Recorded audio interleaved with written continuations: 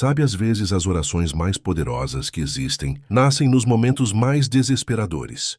Hoje a gente vai mergulhar num texto antigo que captura exatamente isso. Uma oração que foi literalmente forjada no fogo de uma traição familiar e de uma crise política. E para entender a força desse texto, a gente precisa primeiro entender o contexto. E olha, o contexto aqui é tudo isso.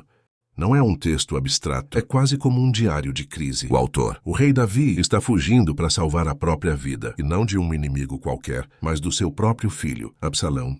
Imagina só, o drama não podia ser mais intenso. E é exatamente aqui que a história começa. Num dos cenários mais dolorosos que se pode imaginar, não se trata de uma guerra com outra nação. É uma traição dentro de casa. Um rei forçado a abandonar sua cidade, seu trono, porque o próprio filho está liderando uma revolta para derrubar. A oração já começa com um grito de angústia. Ó Senhor, como se multiplicar os meus inimigos. São muitos os que se levantam contra mim. Dá para sentir imediatamente aquela sensação de estar cercado em menor número, completamente sobrecarregado pela situação. E o texto, então, vai mais fundo na natureza dessa ameaça. E não é só uma oposição política simples, a escala do perigo é avassaladora. E o ataque acontece em vários níveis ao mesmo tempo, diz. O Salmo fala em milhares. Isso não é só uma figura de linguagem. Sabe, é exatamente como a situação parecia ser. É aquele sentimento de que o mundo inteiro se virou contra uma pessoa. A pressão é simplesmente imensa. Isso aqui é crucial para a gente entender. O ataque não é só com espadas e lanças. Existe uma guerra psicológica acontecendo. Um ataque direto, desenhado para esmagar não só o corpo, mas também o moral e a fé. E aqui veio o golpe mais cruel. Os inimigos não estão dizendo apenas, nós vamos te derrotar. Eles dizem, Deus não vai te ajudar. Eles estão tentando cortar a última linha de esperança. A fé é uma tentativa de pulverizar o espírito, mas é exatamente neste ponto que tudo muda. A oração dá uma virada de 180 graus. Acontece uma mudança dramática do problema externo para uma força interna. A palavra que muda tudo é essa. Mas tu, Senhor, é uma escolha deliberada. É a decisão de desviar a atenção do caos lá fora para uma realidade interior. E este slide ilustra essa mudança de forma brilhante. Repara só como cada elemento da ameaça externa, ali na coluna da esquerda, é combatido por uma convicção interna, na coluna da direita. Os inimigos são confrontados com a proteção, a zombaria, com a promessa de vitória. O perigo, com uma coragem renovada, é uma reconfiguração mental completa. O autor descreve Deus como um escudo.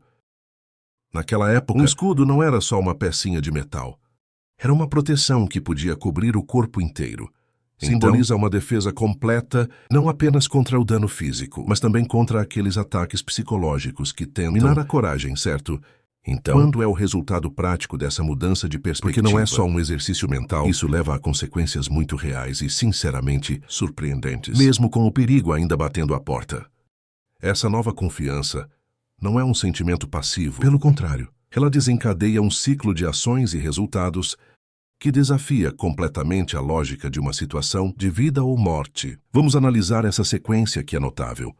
Tudo começa com um ato orar.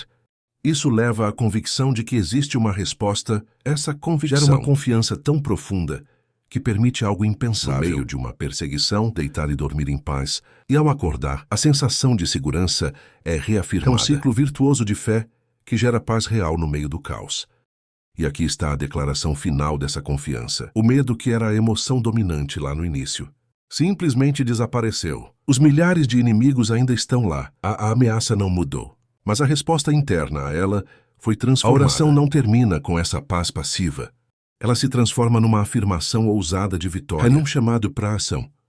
Então é que essa jornada que foi do desespero à confiança termina. Qual é a resolução final? Termina com um apelo direto. Salva-me, meu Deus. Mas a entonação mudou. Não é mais um grito de desespero e, sim, um comando de fé, acompanhado da certeza absoluta de que os inimigos serão derrotados, de que o poder deles será quebrado. E as duas últimas linhas resumem tudo perfeitamente. Primeiro, a vitória não vem da própria força, mas de uma fonte superior. E segundo, o resultado final não é só sobrevivência pessoal, mas uma bênção que se estende para toda a comunidade. E assim a gente termina com esta questão. Este texto antigo, nascido da traição e do medo, oferece uma lição atemporal, embora nem sempre seja possível controlar as crises que nos cercam. Sempre temos o poder de escolher a nossa perspectiva. E essa escolha, como a gente viu, pode mudar absolutamente tudo.